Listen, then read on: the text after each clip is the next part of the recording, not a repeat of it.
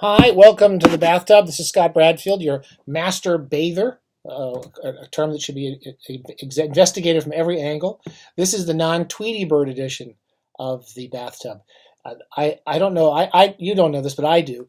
Uh, in the 2 years I've been doing these very ad hoc and completely disorganized talks, uh, easily the most popular element of any talk I've ever given on YouTube has been the Tweety Bird singing in the bathtub. That is, everything else is just pales in comparison to that one stunning moment in our show, for which we will always be remembered.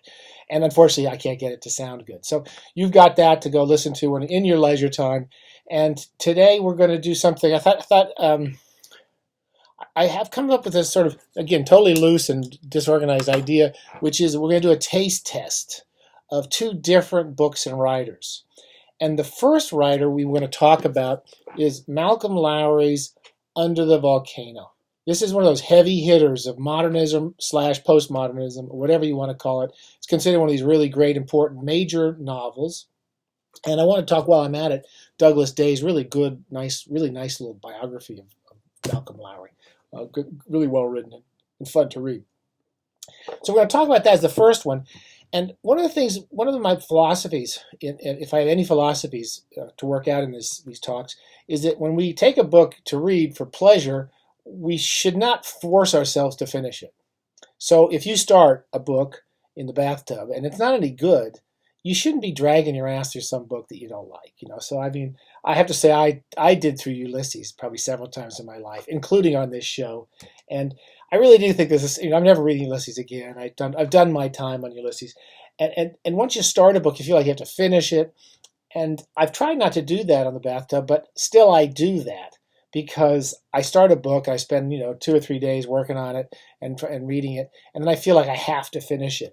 I kind of felt that way through large parts of Under the Volcano, and while I was doing it, I was switching to another book, and I started to reread. George Orwell's. I got this great set of the complete Orwell when I reviewed it 20 years ago. And it's coming up for air. It's one of his novels, just the beginning of World War II, coming up for air. And I found myself much preferring, I kept wanting to go back to this and kind of forcing myself to take this into the bathtub instead. So I thought we talk a little bit about Under the Volcano. I could give you my 2 cents worth and send you off to decide whether you want to read it or not. And then the next episode, we'll talk about why I found myself just gravitating towards Orwell's minor novel. It's not a great novel, but a minor novel, as well, whereas this major novel kind of left me cold throughout. So I read Under the Volcano 30 years ago because it was one of those books you're supposed to read. And I'm not attracted to kind of people who write one major book and then drink themselves to death. I find them usually always disappointing. People who write one major book, Ulysses or whatever.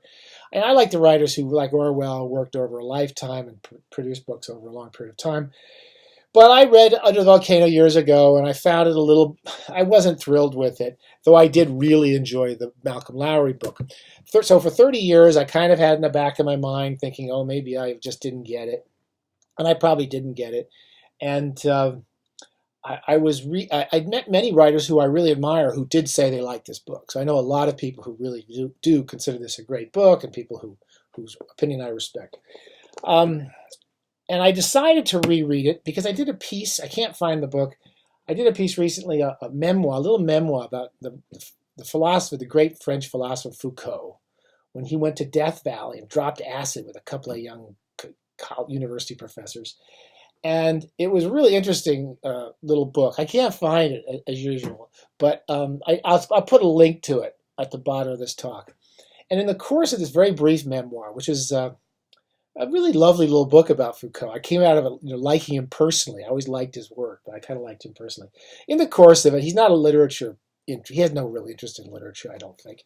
But he was saying how much he really was enjoying, at the moment, reading Under the Volcano. So that kind of made me think, oh, well, maybe I should read it. He sort of talked about how his interest in the book, particularly for the sense of what do you call it? Kind of spiritual. There's a lot of kind of spiritual wandering and thoughts and the word metaphysical contemplation in the book, and the experience of someone who's completely stoned and completely kind of almost losing control of their sense of reality.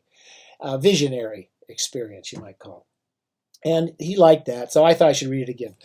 Okay, so my feeling about Under the Volcano is it's one of these really structured books.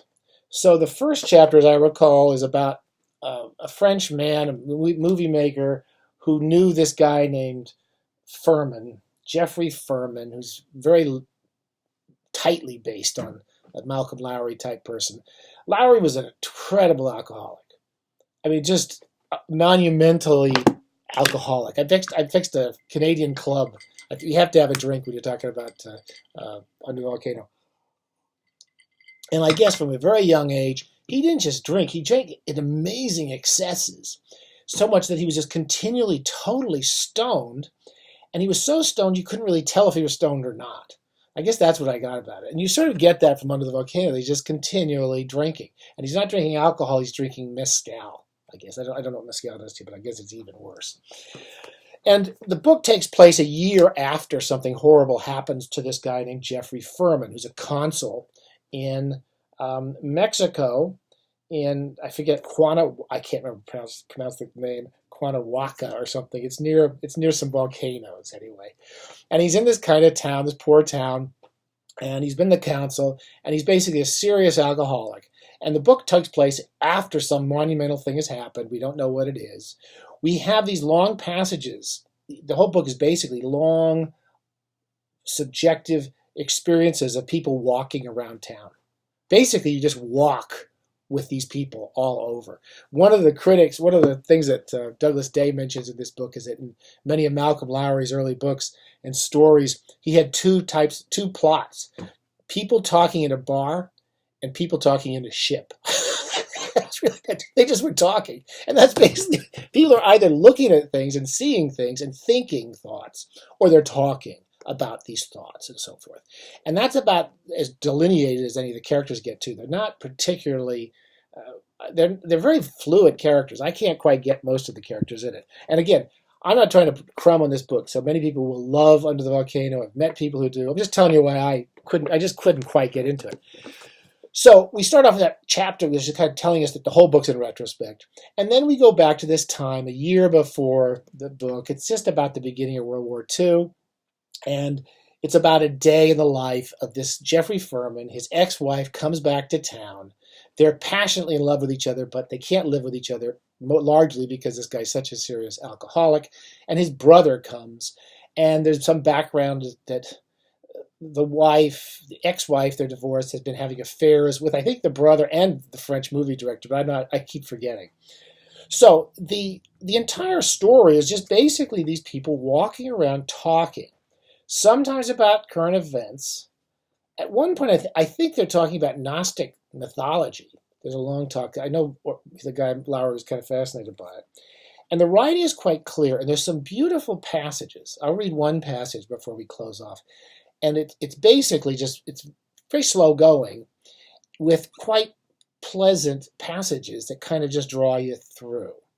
I never got interested in any of the characters, and I never quite understood why anybody liked this guy Jeffrey Furman and what they found interesting about him. There's a couple of passages where he gets so drunk, because at one point at the beginning of the book, there's a few funny passages where he's walking through town, and I think he knows his wife's in town, and he's so drunk, he just lies down on the street. He just lies down. But his brain is still ticking along, he's just so completely out of it. So it's sort of, I always find it troublesome because I find it not romantic. There's some sort of romanticism about these people who destroy themselves with booze. There was a horrible Nicolas Cage movie called Leaving Las Vegas, one of my least favorite movies. Just a piece of junk, which is about, how tragic it is this man destroys himself with booze. Anyway, I wasn't impressed. So I'm going to read that passage in a minute just to give you a sense of when he really does lift off. There's some lovely passages. And say a little bit about the Douglas Day book, which, really, again, it's always nice if you can get the books in mass market paperbacks. That's the only way books should be read. And I found this old copy that I had when I was a kid.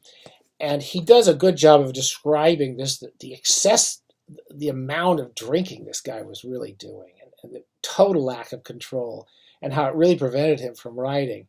And it sort of made me it reminded me that since I'd read this book, he lived in London, and many of the places he drank were places like the Fitzrovia Tavern in Fitzrovia, which was right up the road from my home.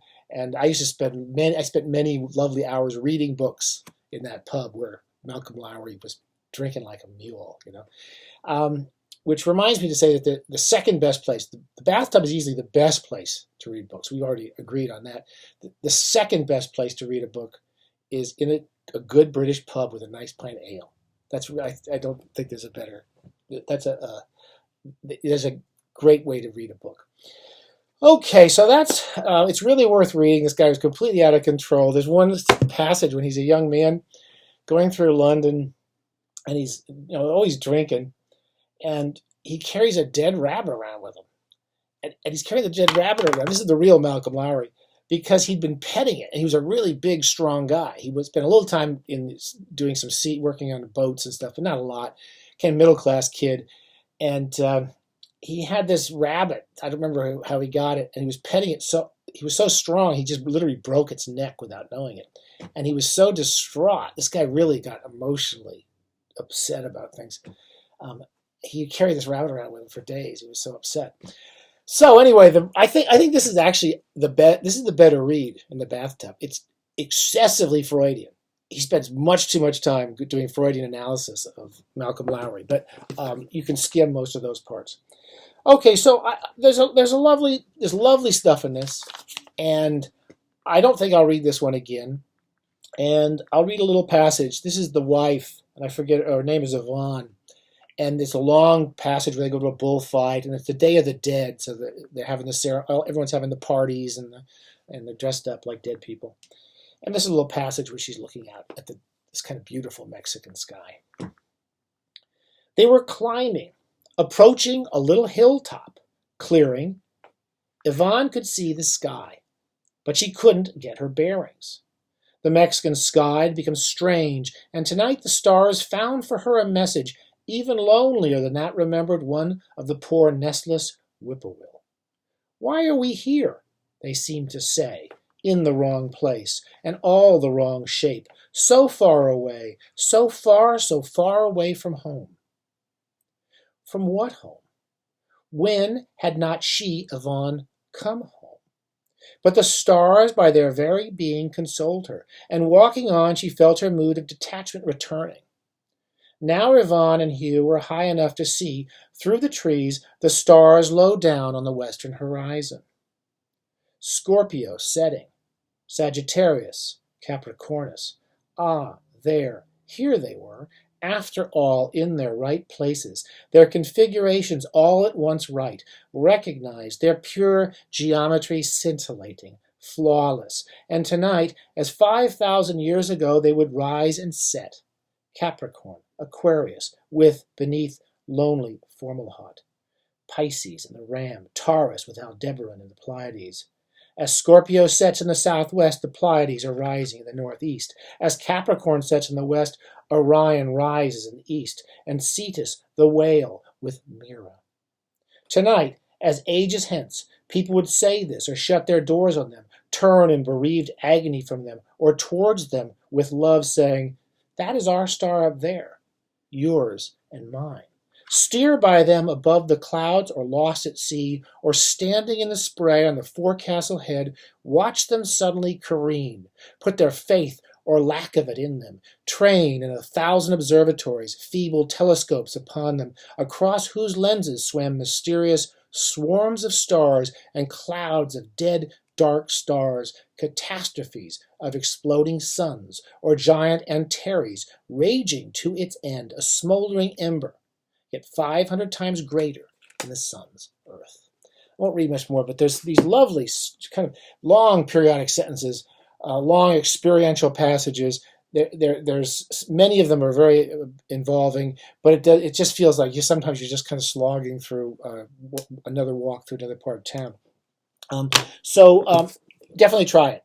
Definitely try it, and I hope you enjoy it more than I do. I don't think I'm going to read them again. So the next episode, I want to talk about why, in the middle of this book, I just found myself gravitating towards this really odd, funny, eccentric, minor Orwell novel. Okay, see you next week.